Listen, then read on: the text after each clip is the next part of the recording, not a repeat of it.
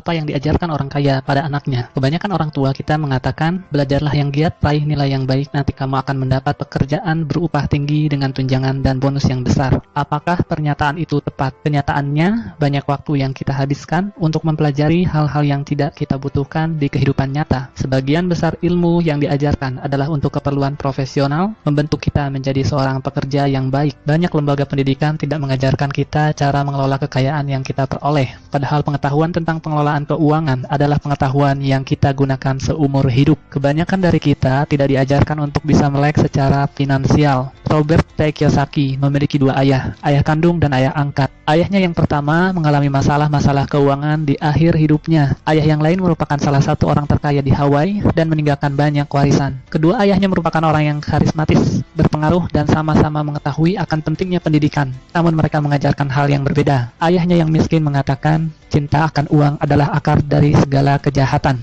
Ayahnya yang kaya mengatakan, kekurangan uang adalah akar segala kejahatan. Ayahnya yang miskin mengajari agar menjadi seorang yang pandai dan cerdik sehingga nantinya bisa bekerja di perusahaan besar. Ayahnya yang kaya mengajari agar memiliki perusahaan dan mempekerjakan orang yang pandai dan cerdik. Ayah yang miskin menyuruh untuk menabung. Ayah yang kaya menyuruh untuk berinvestasi. Saat kondisi sulit, ayahnya yang miskin mengatakan, saya tidak mampu mencapainya. Ayah yang kaya mengatakan, bagaimana agar saya mampu mencapainya? Ayah yang miskin mengajarkan kita agar bekerja untuk uang. Ayah yang kaya mengajari bahwa uanglah yang harusnya bekerja untuk kita.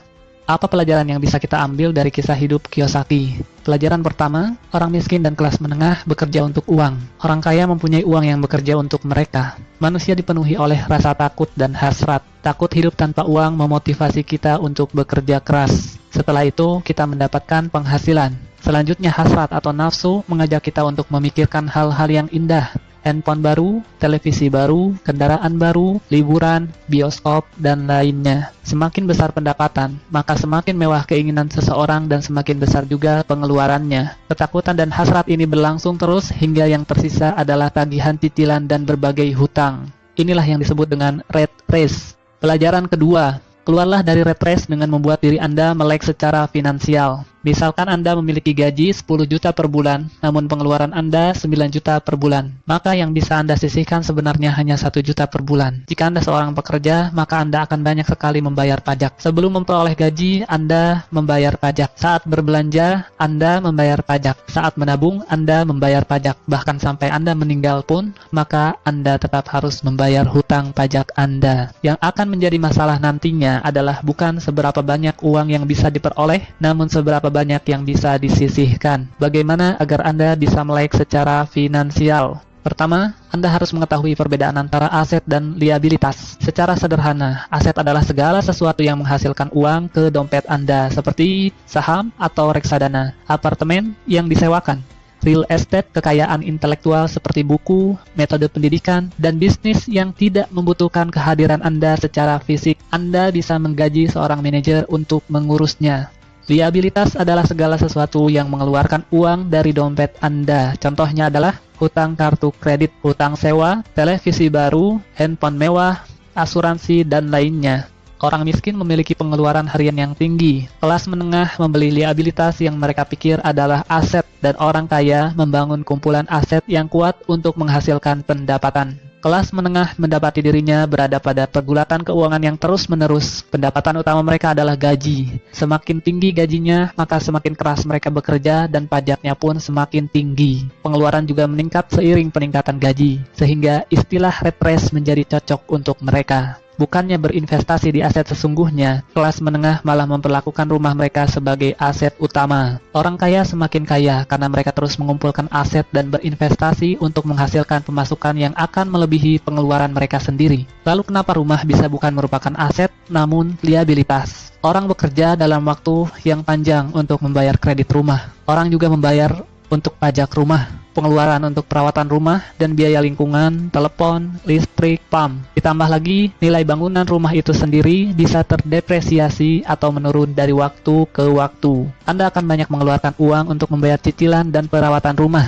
Nasihat ayah kaya, bila Anda ingin membeli rumah, pertama kali Anda mesti mempunyai arus kas dari aset Anda. Aset ini yang akan menghasilkan uang, dan kemudian digunakan untuk membayar rumah yang Anda beli. Konsentrasikan usaha Anda untuk membeli aset-aset yang menghasilkan menghasilkan, dan upayakan untuk menjaga liabilitas dan pengeluaran di tingkat yang serendah mungkin. Pelajaran ketiga, mulailah mengelola bisnis Anda sendiri. Anda bisa tetap bekerja di pekerjaan Anda sekarang, tapi mulailah berpikir untuk memiliki bisnis sendiri. Kiyosaki menjual mesin fotokopi dan mendapatkan pemasukan berdasarkan komisi dari perusahaan Xerox. Dengan penghasilannya ini, dia membeli real estate dan dalam waktu 3 tahun, real estate-nya sudah menghasilkan pemasukan yang jauh lebih besar dari gaji yang diterima dari Xerox. Dia tahu bahwa untuk keluar dari rat race dengan cepat, dia harus bekerja lebih keras dengan menjual mesin fotokopi lebih banyak lagi dan mulai membangun bisnisnya sendiri. Jangan membelanjakan semua gaji yang Anda dapat. Bangunlah portfolio aset. Saat aset Anda sudah menghasilkan pendapatan yang cukup, maka Anda boleh membelanjakannya. Kiyosaki kemudian keluar dari tempat kerjanya dan membangun bisnisnya sendiri secara penuh waktu. Pelajaran keempat, bayarlah diri Anda terlebih dahulu. Pajak pendapatan telah diterapkan kepada penduduk di Inggris sejak tahun 1874. Di Amerika Serikat sendiri baru diperkenalkan pada tahun 1913. Saat ini pajak yang direncanakan hanya untuk orang-orang kaya, pleset, sehingga kelas menengah dan orang miskin juga ikut terkena pajak. Kenyataannya, orang kaya selalu mempunyai cara untuk melindungi diri dari pajak yang tinggi, yaitu dengan membuat perusahaan. Perusahaan bukanlah selalu berupa fisik gedung dengan nama perusahaan dan logo yang terpampang di luarnya. Perusahaan adalah dokumen yang berada di lemari pengacara atau notaris yang sah secara hukum. Perusahaan menawarkan keuntungan pajak dan perlindungan dari jeratan hukum. Ini adalah cara yang sah untuk melindungi kekayaan Anda. Orang kaya telah menggunakan cara ini dari generasi ke generasi. Pelajarilah lebih lanjut dan temukan aturan-aturan pajak yang membawa keuntungan terbaik untuk Anda. Ayah kaya berkata, bayarlah diri Anda terlebih dahulu.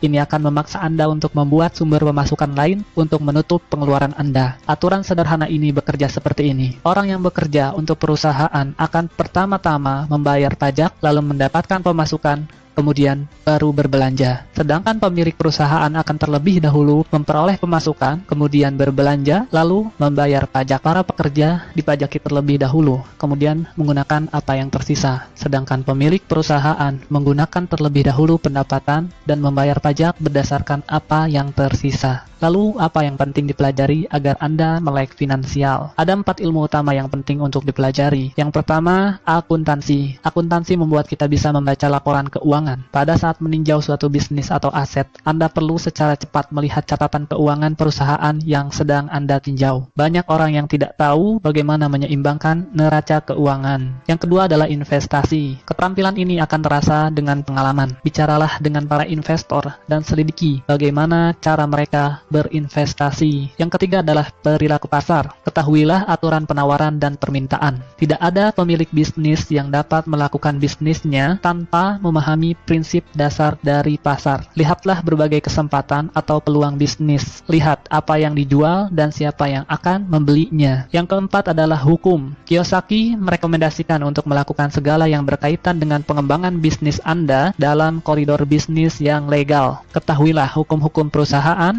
aturan lokal, dan aturan akuntansi yang berlaku. Pelajaran kelima, belajarlah untuk menjadi investor profesional. Ayah kaya menjelaskan bahwa ada 2 jenis investor. Yang pertama adalah pembeli paket investasi. Ini adalah investor yang menelepon retail outlet, perusahaan real estate, stockbroker, atau perencana keuangan dan menaruh uang Anda dalam portfolio investasi yang sudah ada. Cara ini merupakan cara tercepat dan praktis. Yang kedua adalah investor profesional. Rancang sendiri investasi Anda, lakukanlah penawaran aset-aset Anda, dan cari berbagai kemungkinan dari kesempatan yang ada. Ayah kaya sangat menganjurkan jenis investor ini. Anda perlu membangun 3 keterampilan dasar untuk menjadi investor jenis ini. Yang pertama adalah identifikasi kesempatan atau peluang yang dilewatkan oleh orang lain. Yang kedua, belajar bagaimana mengumpulkan uang atau modal. Yang ketiga, belajarlah mengelola orang-orang pandai di sekitar Anda. Belajar untuk mengidentifikasi hal yang menguntungkan Anda, namun masih tersembunyi dalam negosiasi bisnis. Contohnya, bisnis yang sebenarnya dari McDonald bukanlah hamburger yang dijual, namun real estate yang nyaris gratis di bawah gedung franchise McDonald itu sendiri. Di setiap persimpangan yang ramai dalam kota di seluruh dunia, itulah kekayaan sebenarnya dari para pemilik franchise McDonald. Yang perlu diingat adalah, dalam setiap investasi selalu akan ada resiko. Anda harus belajar bagaimana caranya mengelola resiko tersebut dan bukan malah menghindarinya. Pelajaran keenam,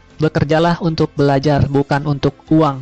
Setelah lulus, Kiyosaki memutuskan untuk bergabung dengan Angkatan Udara. Dia belajar terbang dan dia menyukainya. Dia juga belajar memimpin pasukan, yang merupakan bagian terpenting dari pelatihan kepemimpinan. Selanjutnya dia bergabung dengan Xerox, dan dia belajar untuk menghalau ketakutannya akan penolakan. Keharusan mengetuk pintu orang dan menjual mesin fotokopi membuatnya takut. Tak lama berselang, dia sudah menjadi salah satu dari 5 orang salesman terbaik di perusahaan itu. Beberapa tahun kemudian, dia adalah yang nomor 1.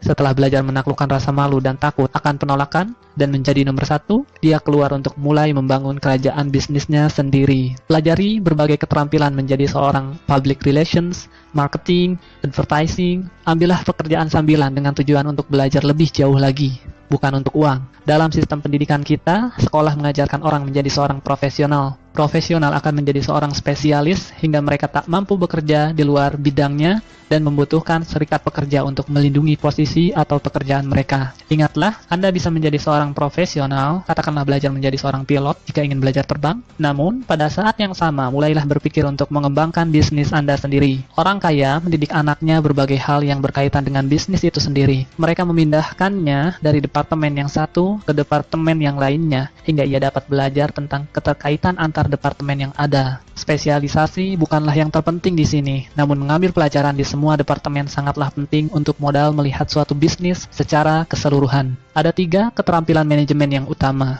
Yang pertama adalah manajemen arus kas, kedua adalah manajemen sistem, ketiga adalah manajemen sumber daya manusia. Jadi, apa saja yang kita pelajari? Yang pertama, orang miskin dan kelas menengah bekerja untuk uang. Orang kaya mempunyai uang yang bekerja untuk mereka. Yang kedua, keluarlah dari rat race dengan membuat diri Anda melek secara finansial. Yang ketiga, mulailah mengelola bisnis Anda sendiri. Yang keempat, bayarlah diri Anda terlebih dahulu. Yang kelima, belajarlah untuk menjadi investor profesional. Yang keenam, bekerjalah untuk belajar, bukan untuk uang. Ingatlah, pekerjaan adalah solusi jangka pendek untuk masalah keuangan jangka panjang Anda.